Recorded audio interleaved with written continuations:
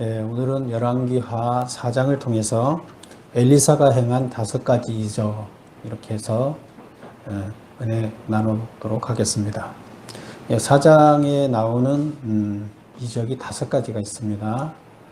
5가지 이적을 첫 번째 이적을 보면 죽은 선지자의 아내의 기름 그릇을 채운 이적, 이게 첫 번째 이적이고요. 그 다음에 두 번째 이적은 뭐냐면 잉태가 불과한 수냄 여인이 아들을 낳은 이적이에요. 그래서 아들을 낳는 이적이 두 번째고, 그 다음에 그 수냄 여인의 아들이 세 번째, 수냄 여인의 아들이 죽어서 다시 그 죽은 아들을 살리는 이적이 이제 세 번째입니다. 그 다음에 네 번째 이적은 솥에 독이 있는 국을 해독시키는 이적입니다. 그래서 먹지 못하게 된 국을 해독시키는 이적. 그 다음에 다섯 번째가 보리떡 20개로 100명을 먹이고도 남는 이적. 그래서 5가지 이적이 되겠습니다. 어떻게 보면 이 이적이 하나하나 다른 것 같은데 이 전체 이적이 사실은 다른 이야기가 아닙니다. 이 이적이 다 연관되어 있으며 이 연관된 이적을 통해서 뭔가 전달하고자 하는 메시지가 있습니다. 여러분들은 오늘 이 메시지를 찾고 무엇을 말하려고 하는지 찾고 그것을 우리한테 적용해보는 이런 시간이 되시기를 바랍니다. 그러면 첫 번째 이적을 보겠습니다. 지금 이 이적은 누가 행하는 거예요? 엘리사가 행하는 거죠. 근데 엘리사가 우리가 지난 장에서 우리 지난주에 3장을 봤죠. 3장에서 엘리사가 이스라엘 땅에 드러나게 된 계기가 있었죠. 무엇 때문에 드러나게 됐죠? 왕까지 알게 되고 왕까지 만나고. 무엇 때문에 그랬죠? 3장에서 전쟁이 있었죠. 어디와 전쟁을 했어요? 모압과 전쟁을 했죠. 그래서 모압이 배신을 했죠. 그 20만 장의 그 양의 그 포피를 조공으로 바치다가 갑자기 이제 안 바치는 거예요. 아합이 죽고 나니까.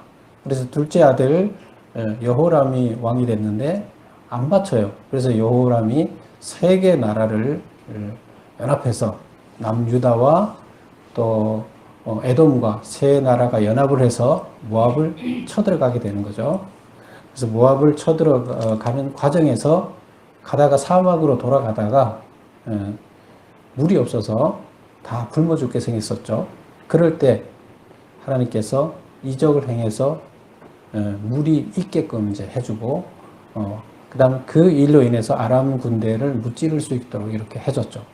근데 그때 이제 물이 없어서 죽게 생겼을 때 그때 새 왕이 하나님의 선지자를 찾아가게 되죠. 하나님의 사람 엘리사를 찾아가게 됩니다. 그래서 엘리사가 이스라엘 왕한테 무슨 말을 했어요? 너 왜 왔느냐? 나를 왜 찾아왔느냐? 너가 섬기는 바알신의 선지자한테 가지 왜 나한테 찾아왔느냐? 이렇게 하면서 혼내키는 이런 일이 있었죠. 이런 일 때문에 지금 여호람과 엘리사가 만났죠. 그리고 세 나라의 왕도 만났지만 백성들도 다 이제 선지자를 알게 된 거예요. 그래서 이제 이스라엘 나라에 엘리야만 알았었는데 엘리사가 완전히 알려진 계기가 됐습니다. 이제 그런 상황에서 오늘 이야기가 전개됩니다. 그러면 이제 첫 번째 사건은 보면 1번 보겠습니다.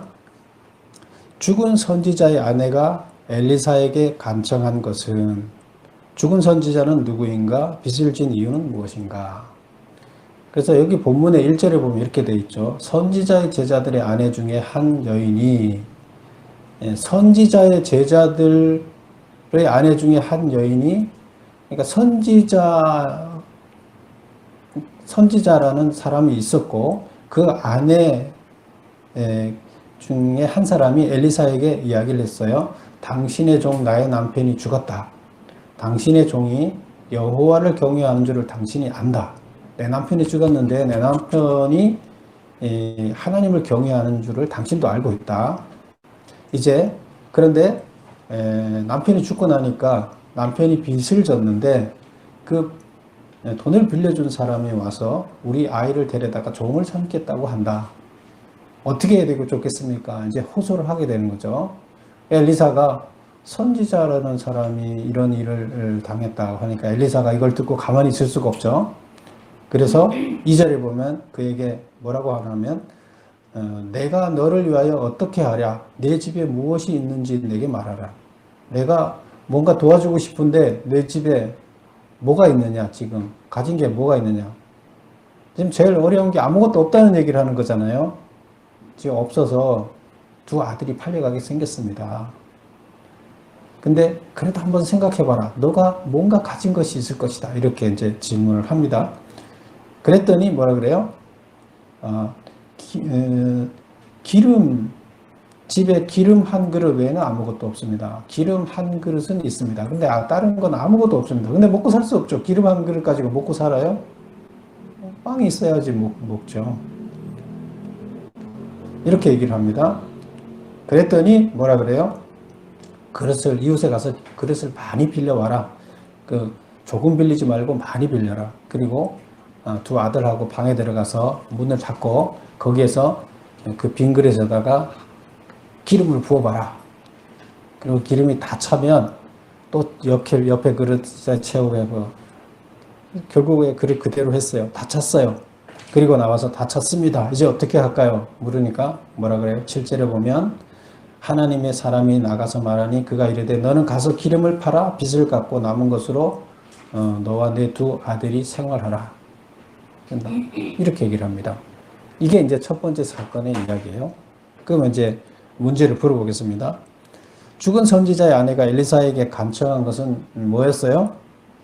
채권자가 두 아들을 종으로 삼고자 하니 해결해달라. 근데 돈이 있어요, 없어요, 엘리사가? 이 돈 문제잖아요. 엘리사가 돈이 없어요, 자기도. 무슨 돈이 있겠어요?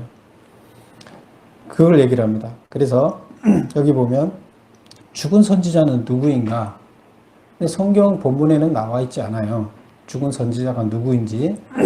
그런데 그 이스라엘의 역사학자, 가장 유명한 역사학자인 요세푸스에 의하면 열왕기상 18장 3절에 그 오바다라는 사람이 나옵니다.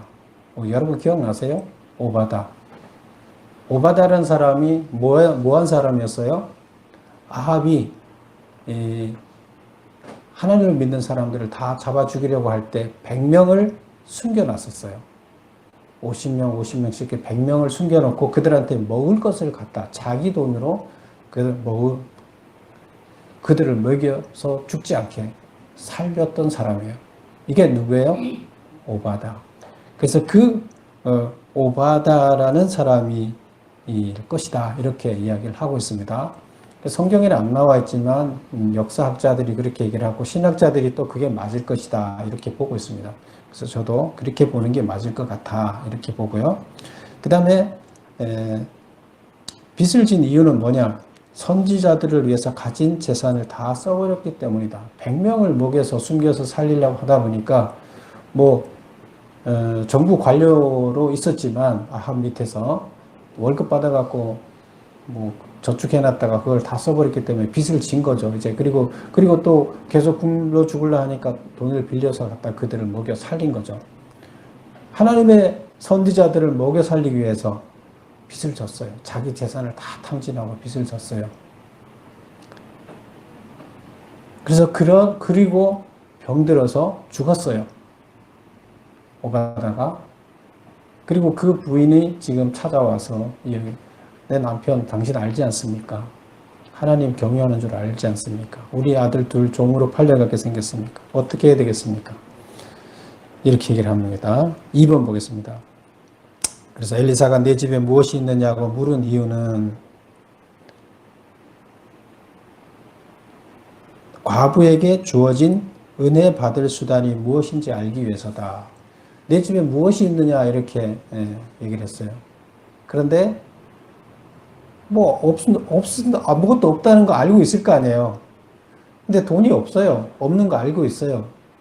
근데 하나님은 하나님의 은혜를 받을 수단, 그 수단을 모든 사람들한테 다 주었어요. 이미 태어날 때부터 주었어요. 그래서 여기서 묻는 것은 그거예요. 현재 상황에서 하나님께서는 반드시 은혜 받을 수단을 너한테 있다. 그것을 통해서 하나님께 나아가면 된다. 수단이 뭐예요? 가진 게 기름 한 줌 있다는 거예요. 우리가 아무리 없는 것 같아도 하나님이 이 땅에 보내실 때는 우리한테 먹고 살 길을 다 주셨어요. 달란트를 다 줬어요.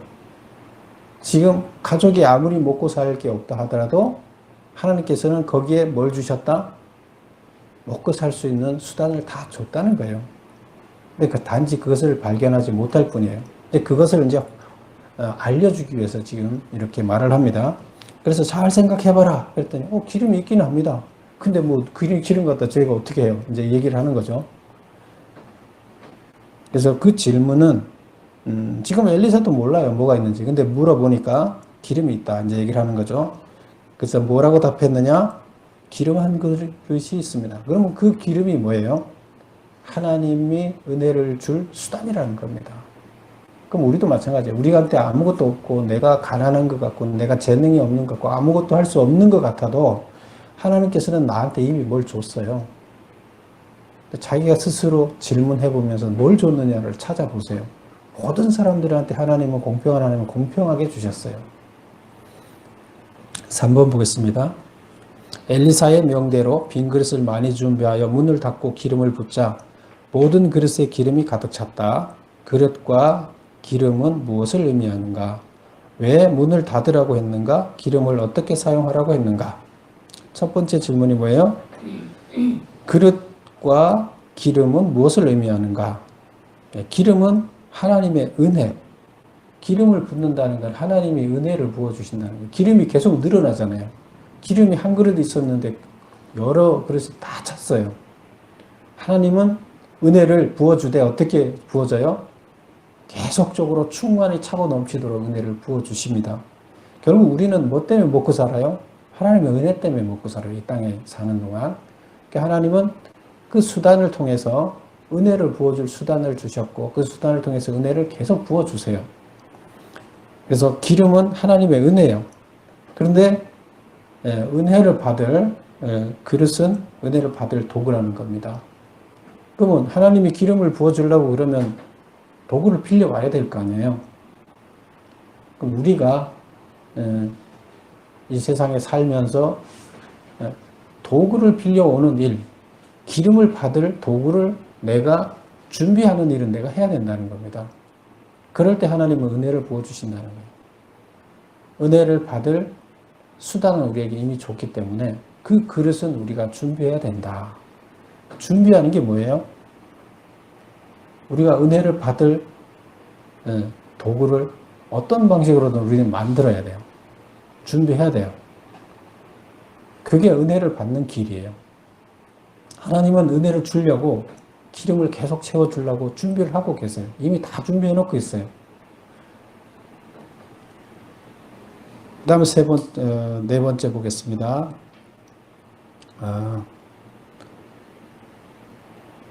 왜 문을 닫으라고 했는가?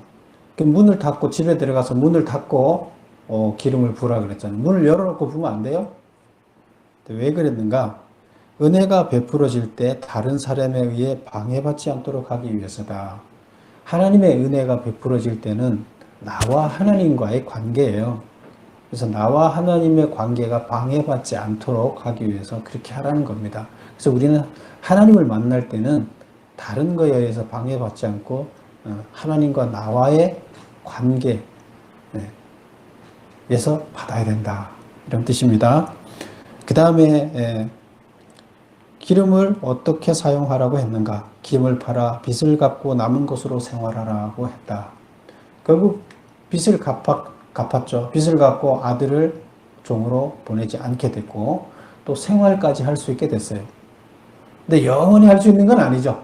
당장 이 문제를 해결할 수 있는 길은 해결이 됐어요. 또 그 다음 문제는 그 다음에 이제 계속 우리 앞에는 계속 이런 일들이 일어나고 계속 지속적으로 하나님의 은혜를 그때그때 받아야 돼요. 하나님의 은혜는 한 번 받고 평생 동안 안 받으면 먹고 살 거 평생 동안 주나요? 아니에요. 우리는 항상 하나님의 은혜를 그날 받아서 먹고 살아야 됩니다.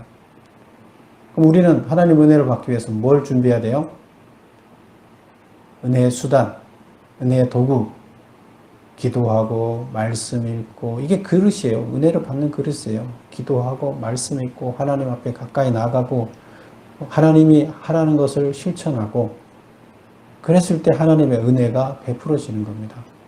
그래서 우리는 매일매일 그 도구를 그날그날에 필요한 기름을 받기 위해서 도구를 준비해야 되는 것이죠.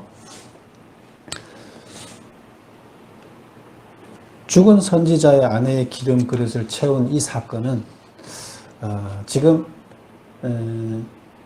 여기서 누구를 돕는 거예요? 결국 여기에서 가장 핵심적인 사람은 누굴까요? 이 여인을 돕지만 여인은 누구로 기인한 여인이에요? 선지자, 하나님의 일을 감당하던 선지자를 하나님께서는 그냥 두지 않으신다. 하나님의 일을 감당하는 선지자를 하나님께서는 어려움에 처해 있어서 그냥 두지 않고 은혜를 베풀어서 다 길을 열어 주신다는 거예요. 하나님께서는 은혜를 베풀어서 이렇게 열어 주신다. 누구한테? 하나님의 일을 감당하는 선지자한테 은혜를 부어 주신다. 이제 이런 말을 여기서 하려고 하는 겁니다. 그 다음에 두 번째를 보겠습니다. 두 번째 사건은 이제 아들 이야기가 되는 거죠. 8절부터 이제 나오는 이야기인데 8절을 한번 볼까요?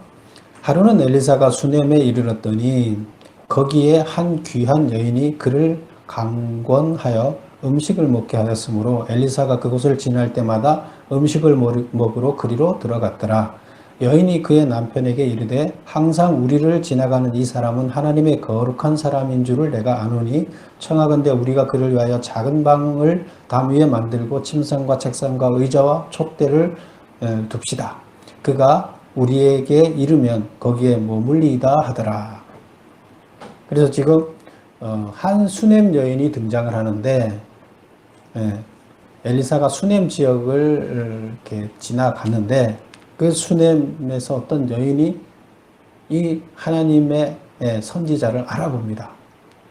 그리고 뭐라 그래요? 하나님의 거룩한 사람이다 이렇게 얘기를 하면서 그 분을 알아보고 대접을 합니다. 그래서 지날 때마다 꼭 반드시 음식을 먹고 가라고 아주 강권을 해서 거절을 못하고 먹고 가는. 그래서 꼭 거기 가게 되면 그 집에 가서 꼭 우리 집에 가서 꼭 드시고 가서 해서 지나갈 때마다 음식을 대접해서 먹여서 보냅니다. 그리고 또 이제 선지자가 길을 걸어서 다니다 보면 어딘가에서 머물러야 되잖아요. 쉬어야 되잖아요. 쉬려고 그러면 뭐 선지자들이 뭐 이동수단이 이때는 뭐 낙이라든가 말이라든가 있는 것도 아니고 걸어서 다녔을 거 아니에요. 그러니까 힘들잖아요. 그러니까 쉴 곳을 마련해 줘야 되겠다. 이렇게 이제 하나님의 사람한테. 그래서 자기네 집에 방을 하나 만들어서 선지자가 꼭 오면 거기서 쉬고 갈 수 있게끔 이렇게 남편한테 청을 해서 그렇게 합니다. 그렇게 했더니 어떻게 합니까? 이제 엘리사가 그 함께 다니는 사환, 게하시라는 사환을 불러서 얘기를 합니다. 이 집에 뭐 필요한 게 없냐 한번 물어봐라. 그랬더니 뭐 없습니다. 13절에 내가 너를 위하여 무엇을 하랴? 왕이나 사령관에게 무슨 구할 것이 있느냐? 뭐 크게 구할 것이 있으면 내가 도와주겠다. 그랬더니 나는 백성 중에 거하나이다. 나는 그냥 백성으로서 당연히 나는 마땅히 내가 얻을 거 다 얻기 때문에 필요한 게 없습니다. 이제 이렇게 얘기를 합니다. 그래서 이제 엘리사가 다시 그 게하시한테 얘기를 해서 살펴봐라 그랬더니 게하시가 이 여인이 아들이 없고 14절에 아들이 없고 그 남편은 늙었나이다. 그 남편이 늙었으니까 이제 아들을 못 낳는다. 근데 지금까지 아들을 못 낳았다. 근데 이제는 늙어서는 이제 더 이상 가망이 없다. 그런데 이 집이 대가 끊어지게 생겼다. 이렇게 얘기를 하는 거죠. 그랬더니 15절에 여인을 부르라 해서 문에 서게 하고 16절에 엘리사가 이르되 한 해가 지나 이때쯤에 내가 아들을 낳으리라 아들을 안으리라. 그랬더니 여인이 이르되 아니다. 내 주 하나님의 사람이여 당신의 계집종을 속이지 마십시오. 불가능하다는 거죠. 불가능한 걸 아는데 그렇게 얘기하지 마십시오. 나를 속이는 겁니다. 이제 이렇게 얘기를 합니다. 그런데 17절 보면 여인이 과연 잉태하여 한 해가 지나 이때쯤 1년이 지난 그때쯤 한 해가 지나서 엘리사가 여인에게 말한 대로 아들을 낳았다. 그래서 아들을 낳을 것이라고 선포를 했어요. 그리고 1년 후에 정말 아들을 낳았어요. 이게 아들을 낳은 과정이에요. 문제를 한번 보겠습니다. 3번. 수넴 여인이 사역을 위해 지나다니는 엘리사를 위하여 묵을 방을 만들고 음식을 대접한 이유는 뭐냐? 이 여인이 왜 이렇게 음식을 대접했을까요? 방도 만들어주고. 본문에 보면 그렇게 나와 있죠. 하나님의 거룩한 사람인 줄 알았기 때문이다. 그러면 이 여인은 하나님을 믿는 사람일까요? 안 믿는 사람일까요? 믿으니까 그렇죠. 그리고 하나님의 거룩한 사람이다. 하나님의 거룩한 사람이라는 얘기는 곧 하나님께 하는 거예요. 뭐 이 사람한테 잘한다기보다가 하나님한테 자기가 하나님의 일을 대행해서 하니까 하나님 곧 하나님이죠. 그 하나님이라고 생각하고 하나님처럼 이렇게 대접해 준 거죠.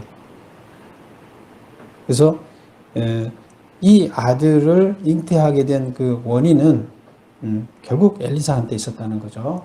그 수넴 여인한테 있었다는 거죠. 그 다음에 4번 보겠습니다. 엘리사가 수넴 여인의 배려를 갚으려고 한 이적은, 그래서 그 배려에 고마워서 갚으려고 행한 이적이 뭐냐? 아들을 낳으리라고 선포를 한 거예요. 그리고 그대로 됐어요. 이게 이제 이적이에요. 아들을 낳은 거예요. 낳을 수 없는 아들을 낳은 거예요. 그게 이제 두 번째 이적이에요. 그 다음에 세 번째, 이어지는 이적인데요. 세 번째 이적은 수넴 여인이 죽은 아들을 이제 다시 살리는 거예요. 18절을 볼까요? 18절. 그 아이가 자라매 하루는 추수꾼들에게 나가서 그의 아버지에게 이르렀더니 그의 아버지에게 이르되 내 머리야 내 머리야 하는지라. 추수하는데 아버지가 추수하는데 그 추수하는데 가서 머리가 아프다 얘기를 한다는 거죠. 그래서 그의 아버지가 사환에게 말하여 그의 어머니에게로 데려가라 하며, 그래서 나이는 아직 어린 것 같고요. 그래서 그 어린이를 이제 아프다 그러니까 추수하는 데서 있으면 안 될 것 같아서 엄마한테 데려다 주라. 엄마는 아마 집에 있었겠죠. 곧 어머니에게로 데려갔더니 낮까지 어머니의 무릎에 앉아 있다가 죽은지라. 그래서 그냥 무릎에 위에 앉아 있다 죽었어요.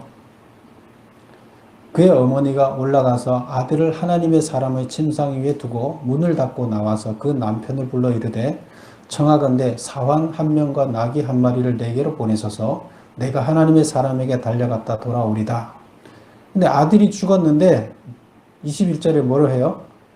아들을 그 선지자 방 만들어준 그 방에다가 갖다 침대에다 올려놓습니다. 선지자 침대에 두고 문을 닫습니다. 그리고 남편한테는 죽었다는 얘기를 안 하고 22절 보면 뭐라 그러냐면 사환 한 명하고 나귀 한 마리를 내게 보내셔서 내가 하나님의 사람에게 달려갔다 돌아오겠다. 나 선지자한테 좀 갔다 오겠어. 그렇게 얘기해요. 그러니까 23절 남편이 아니 초하루도 아니고 안식일도 아닌데 어찌 거기를 가려고 하느냐. 그랬더니 여인이 이르되 평안을 비나이다. 주로 이제 안식일이나 그 다음에 초하루 날은 예배를 드리는 날이니까 선지자한테 간다 치는데 이건 아무 날도 아니에요. 그런데 왜 갑자기 가려고 하느냐. 그러니까 평안을 비나이다. 그냥 평안을 빌기 위해서 갑니다. 문안 인사 가려는 겁니다. 선지자한테 문안 인사 가서 평안을 빌려고 합니다. 이 얘기예요. 특별한 일은 없고 그냥 속이는 거죠. 남편한테 얘기를 안 하는 거죠. 아들이 죽었다는 얘기를.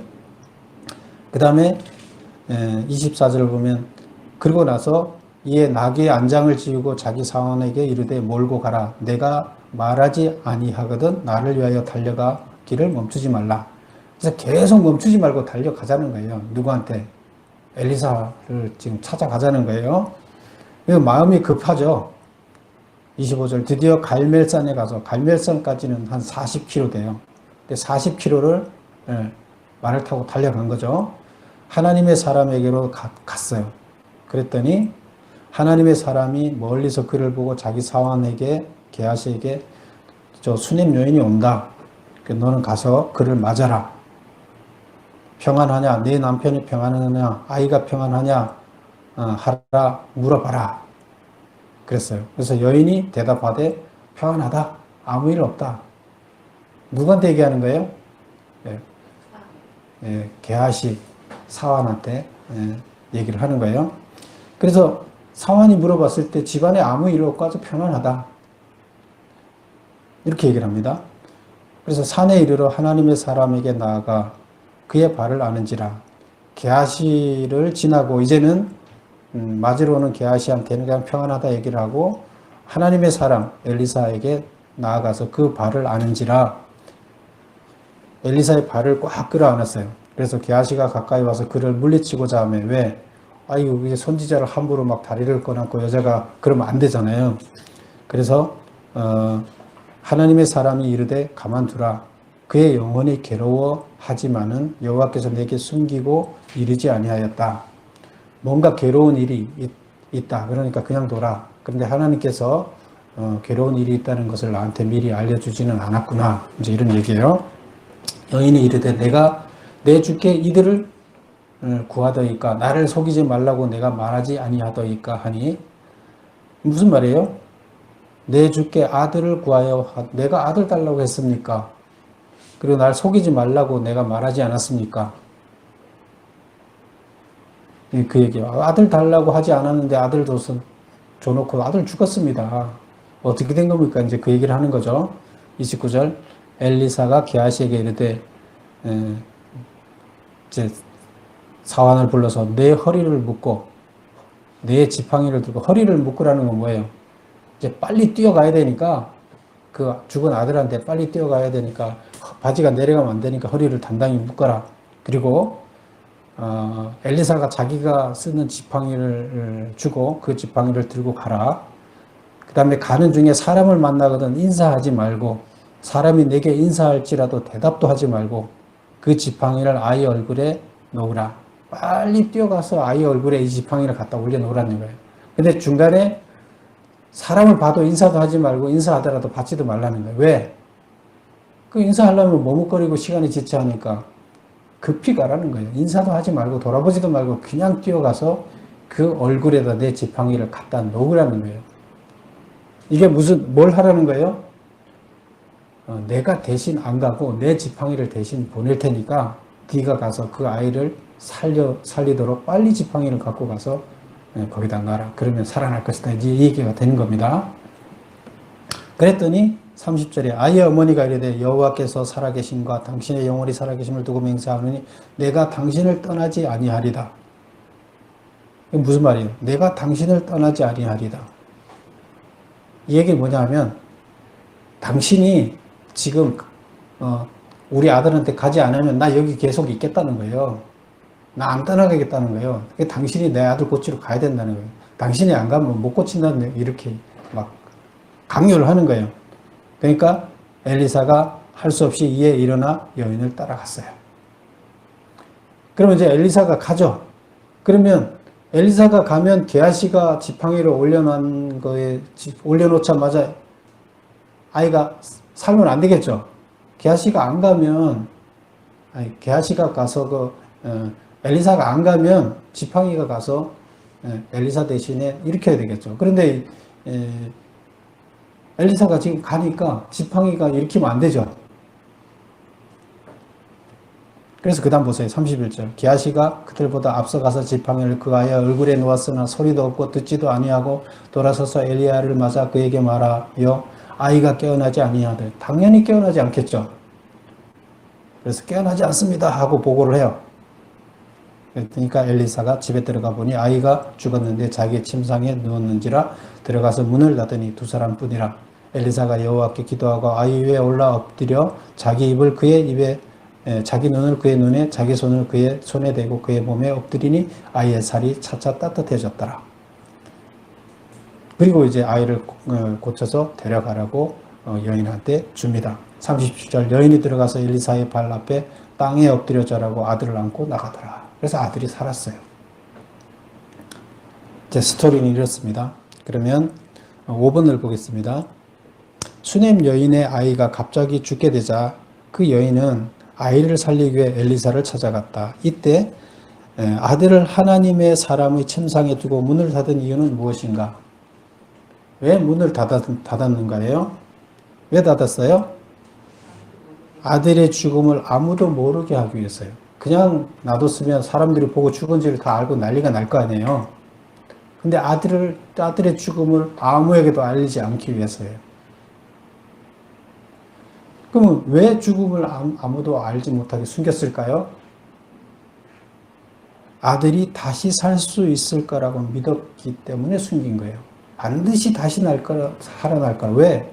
없는 아들을 강제로 준 것도 하나님이고, 선지자를 통해서. 그렇다 그러면 이 죽은 아이를 다시 살리는 것도, 사람 없는 아이를 만들어낸 것도 하나님이니까 죽은 아이를 다시 살려내는 것도 하나님 가능하다고 확신을 한 거예요. 그래서 어떻게 해요? 다시 살 거니까 사람들한테 죽었다는 소문 내지 않고 살리겠다는 겁니다. 그래서 문 닫아서 그 선지자가 들어가는 방에는 아무도 안 들어가잖아요. 그 방에다 놓고 문을 닫아놓고 아무도 모르게 하고 갔는데 남편한테도 속인 거죠. 남편에게 출타의 이유를 무엇이라고 말했는가? 엘리사 선지자에게 문안 인사하러 다녀오겠다. 이렇게 하고 이제 간 거예요. 그래서 지금 수넴 여인의 집에서는 누가 죽었는지 아무도 몰라요. 그래 평안해요. 여기는 혼자만 지금 안달을 하고 지금 가는 거예요. 그런데 반드시 살려낼 거라는 확신이 있기 때문에 이렇게 하고 간 거예요. 6번 보겠습니다. 게하시에게 지팡이를 가지고 가서 아이의 얼굴에 놓으라고 한 이유는 무언가? 그러나 엘리사가 수넴으로 갈 수밖에 없었던 이유는 무엇인가? 그래서 지팡이를 가지고 가서 게하시한테 아이 얼굴에 놓으라 그런 것은 엘리사는 가지 않으려고 본인 대신에 지팡이를 보냈다. 본인 대신에 보내고 자기는 기도해서 지팡이가 대신 가서 낫게 하기 위해서 그렇게 한 거죠. 그런데 할 수 없이 엘리사가 수넴으로 갈 수밖에 없었던 이유는 뭐예요? 그 수넴 여인이 당신을 떠나지 않겠다. 당신이 함께 가야만 한다. 라는 여인의 간청 때문에 할 수 없이 간 거예요. 마음을 바꿔서 다시 갔어요. 엘리사가 아들을 살렸다. 아들은 누구를 의미하는가? 아들을 누구를 의미할까요? 여기서. 지금 이 수넴 여인의 아들을 죽이고 살리는 일, 그냥 단순히 이 말을 하려고 할까요? 죽어 있는, 그러나 다시 살아나야 할 이스라엘을 의미한다. 지금 이스라엘이 하나님 앞에 죽어 있죠. 왜 죽어 있어요? 하나님을 제대로 섬기지 않고 이방신을 섬기고 있죠. 그래서 그것을 하나님을 섬기도록 만들기 위해서 엘리사도 노력했고, 앞전에 그 스승 엘리야도 노력을 했고, 그런데 잘 안 돼요. 이제 지금 현재는 어떤 상태예요? 하나님의 일을 대행할 하나님의 아들이 이스라엘에 없다는 거예요. 그래서 거기에 아들이 거기에 나타나야 돼요. 아들이 태어나야 돼요. 근데 아들이 태어날 수 있게끔 여건이 안 돼 있어요, 지금. 아들이 태어나려면 어떻게 해야 돼요? 그들이 하나님을 온전히 섬겨서, 그들이 변해서 아들이 돼야 되는데, 이스라엘 백성들이 아들이 안 돼요. 아들이 없어요. 그래서 아들을 만들어내는 이야기. 지금 이스라엘이 아들로 만들어져야 된다. 그리고 현재 지금 이스라엘은 옛날에는 아들이었는데 지금 현재 상태는 어때요? 아들이 지금 죽어져 있는 상태예요. 그럼 이 아들을 지금 살려내야 된다. 이런 얘기를 하는 겁니다. 이스라엘은 지금 죽어 있다. 살려내야 됩니다. 누가? 선지자가 지금 살려내야 된다. 하나님의 사람이 이들을 살려내야 된다. 이런 얘기를 하는 겁니다. 그래서 그 아들은 누구를 의미한다? 이스라엘을 의미한다. 우리 사무엘서에서도 그런 이야기가 있었죠. 한나가 아기를 갖지 못했죠. 근데 그 아기를 잉태하는 이야기가 뭐예요? 하나님의 사람이 없어서, 사사기 때 하나님의 사람들이 없어서, 하나님의 아들이 없어서, 한나가 아들이 없는 것처럼 하나님의 아들이 없어서 한탄하는 이야기를 거기다 표현해놨다. 이렇게 얘기를 했었죠. 여기도 지금 마찬가지예요. 현재 상태가 그때 상태나 지금 마찬가지가 됐다는 겁니다. 9절 보겠습니다. 9번 보겠습니다. 그 다음에 몇 절을 보냐면 38절이 되겠습니다. 38절.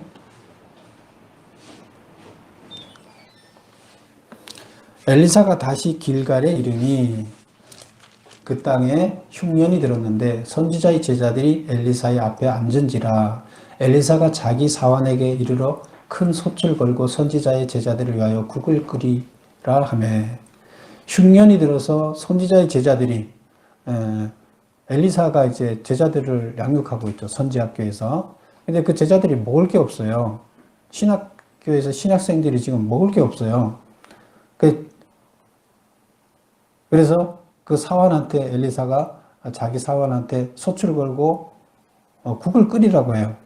제자들을 위해서. 그런데 뭐 아무것도 안 주고 국을 끓이래요. 그러니까 뭘 줘요? 주고 끓이라 해야 되잖아요.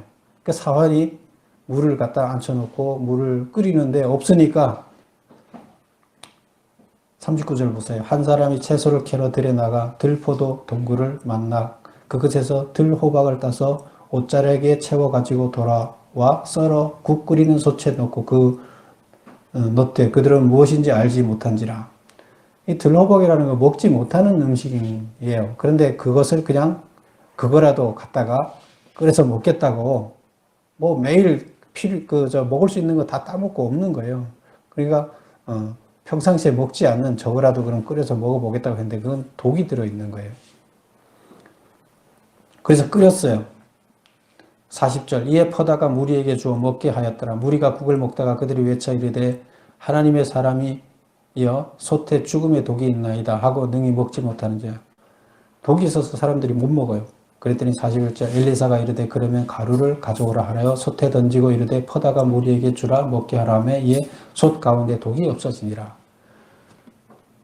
제자들이 먹을 게 없어서 제자들을 위해서 국을 끓였는데 못 먹는 독이 들어있는 것을 끓여서 줬어요. 그랬더니 못 먹어요. 그래서 다시 가루를 던져서 독을 없애서 먹게 했더라. 이런 얘기가 돼요. 하나님이 엘리사가 한 것은 하나님이 한 거죠. 하나님이 독을 없어지게 했다는 거예요. 그럼 문제를 한번 보겠습니다. 엘리사의 제자를 위해 사환이 독이 있어 식용으로 사용되지 않는 들호박으로 국을 끓인 이유는 흉년이 들어 먹을 것이 없기 때문이다. 이 얘기는 뭐냐면 쓸 사람이 없다는 거예요. 먹을 재료가 없다는 거예요. 쓸 사람이 없다. 재료가 필요한데 이스라엘의 아들이 없다. 재료가 없다. 같은 얘기예요. 음식 재료가 없어요. 쓸 사람이 없어요. 가루를 넣어 독을 해독한 것은 무엇인가? 그래서 쓸모없는 독이 잔뜩 들어있으면 못 먹는 거잖아요. 못 먹는 재료를 넣어서 먹는 재료로 만들어내요. 가루를 넣어 독을 해독한 것은 독으로 차 있는 사람이라도 하나님이 만지시면 회복된다. 그럼 지금 이스라엘 백성들은 어떤 상태예요? 우상으로 가득 차 있는 독으로 차 있는 사람들이에요. 근데 그들을 어떻게 해야 돼요? 하나님이 만져서 독을 해독을 해야 돼요. 이스라엘 백성들이 지금 다 독으로 차 있지만 우상을 섬기고 있지만 하나님 만지시면 가능하다는 거예요. 변화될 수 있다는 겁니다. 그리고 그들이 아들이 될 수 있다는 겁니다. 그 다음 문제 마지막 5번째 42절을 보겠습니다. 한 사람이 바알 살리사에서부터 와서 처음 만든 떡, 곧 보리떡 20개와 또 자루에 담은 채소를 하나님의 사람 앞에 드린지라. 어떤 바알 살리사라는 지역에서부터 한 사람이 왔어요. 그 한 사람이 와서 처음 만든 떡, 이게 뭐 11조 같은 거죠. 자기의 이제 11조 첫 그거를 하나님께 드리는 거죠. 떡을 처음 만든 떡인데 그게 뭐 어떤 떡이냐면 보리떡 20개예요. 그래서 20개 하고 또 채소 한 자루하고를 첫 산출물을 11조로 드린 거예요. 그랬더니 이제 선지자가 무리에게 이걸 쭉 먹게 하자 이렇게 이제 얘기를 했어요. 그랬더니 그 사환이 뭐라고 얘기하면 그 무리가 누굴까요? 선지자들의 제자들이 지금 100명이 있다는 거죠. 여기 보면 사환이 이르되 내가 어찌 이것으로 100명에게 주겠습니까? 엘리사는 이르되 무리에게 주어 먹게 하라. 여호와의 말씀이 그들이 먹고 남으리라 하셨다. 20개밖에 없는데 이걸 어떻게 줍니까? 빵 20개를 가지고 100명이 어떻게 먹습니까? 그랬더니 하나님이 먹고 남는다고 그랬으니까 줘라. 그래서 나눠줬어요. 나눠줬더니 그들 앞에 주었더니 여호와께서 말씀하신 대로 먹고 남았더라. 먹고 남았더라. 우리 오병이어의 기적이라든가 뭐 이런 거 마찬가지죠. 먹고 남았어요. 자, 문제를 보겠습니다. 보리떡 20개로 100명이 먹고 남았다. 이 이적은 무엇으로부터 시작되었는가? 이 이적이 시작된 건 뭘로 시작되었다는 거예요? 바알 살리사에서부터 온 한 사람이 처음 만든 떡 20개와 채소를 하나님의 사람에게 드렸기 때문이다. 이적은 어디서부터 시작된 거예요? 이적은 여기서부터 시작되는 거예요. 만약에 이것이 없었다면 100명이 먹을 게 없어요. 하나님께서는 항상 누군가가 기름을 가지고, 뭐 없는 걸 가지고 하진 않아요. 수단이 있어야 돼요. 수단이 있어야 되는데, 그 수단을 가지고 전체를 먹는데, 어떤 마음, 11조로 하나님께 감사함을 드린 그것을 하나님께서는 그걸 가지고 이적을 행하셔서 전체를 먹이는 거예요.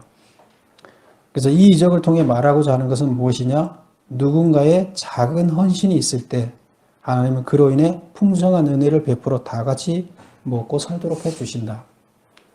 결국 이스라엘 백성들이 지금 다 같이 먹고 살려면 누군가의 헌신이 있어야 된다는 거예요. 그럼 여기서 헌신은 먹는 문제를 얘기할까요? 물론 먹는 문제를 얘기를 통해서 다른 걸 얘기를 하려고 그래요. 무슨 얘기를 할까요? 선지자들의 헌신을 얘기하는 거예요. 선지자들의 헌신이 있을 때 그게 11조예요. 선지자들의 헌신으로 11조가 주어질 때 그 말씀으로 인해서 어떻게 된다? 이스라엘에 독이 차 있는 사람들이 바뀐다는 거예요. 그리고 하나님의 아들로 바뀐다는 거예요. 그리고 하나님이 그걸 풍성하게 바뀌어질 수 있도록 하신다는 겁니다. 그래서 뭐 먹고 마시는 문제, 단순히 이걸 얘기하려는 것이 아니에요.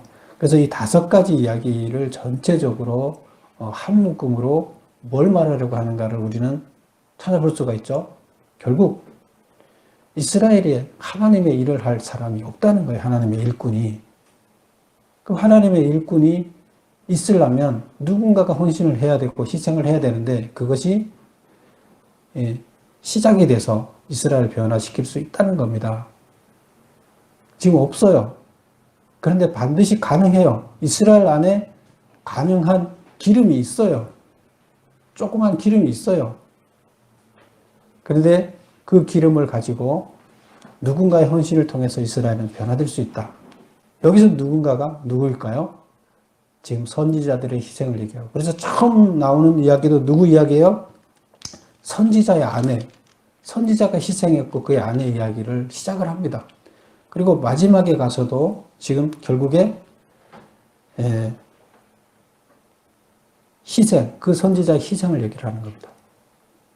그러면 이 선지자만을 얘기를 할까요? 선지자처럼 이스라엘 백성들도 이렇게 해야만 된다. 이 선지자가 모범에 대해서 똑같이 따라서 그렇게 하면 너희들이 하나님의 제자가 되고 너희들이 세계에 이스라엘 백성이 지금 선지자처럼 살아야 될 사람들이잖아요. 그리고 세계를 변화시켜야 할 선지자잖아요. 그 역할을 감당해내야 된다는 얘기를 하는 겁니다. 그랬을 때 하나님의 뜻은 이루어진다. 하나님 나라는 이루어진다. 이런 얘기가 되겠습니다. 이 메시지는 우리한테 준 메시지는 뭐예요? 우리가 선지자가 되고 우리가 이스라엘 백성이 되고 하나님의 아들이 돼야 된다는 거예요. 그런데 우리는 독이 가득 차 있어요. 우리 생각으로 다른 걸로 가득 차 있어요. 근데 이것을 뽑아내야 돼요. 뽑아내는 것은 선지자들의 말씀을 통해서 가능하다는 겁니다. 그리고 그런 희생이 있을 때 가능한 거예요. 그리고 그 희생을 하면서 집안 아들까지 팔려갈 수 있을 만큼 힘든 그 선지자들이 과정을 거치더라도 결국 그들을 통해서 가능하고 그들을 하나님께서는 축복해 주겠다는 거예요. 그런 전체적인 이 이야기가 하나의 이야기가 되는 겁니다. 여러분도 다 여기에서 이야기하는 것처럼 하나님의 아들로 사셔야 돼요. 그래서 이스라엘 백성이 하나님의 아들로 살아야 되듯이 우리도 하나님의 아들로 살아야 됩니다. 그것이 우리가 평생 동안 이 땅에서 살아가야 할 삶의 방향입니다. 그리고 그렇게 했을 때 하나님이 우리를 기뻐하시고 우리를 통해서 하나님 나라가 이루어지게 되는 겁니다. 여러분 모두 그런 축복의 자녀들이 되기를 축원합니다. 기도하겠습니다. 사랑의 아버지 하나님, 하나님께서는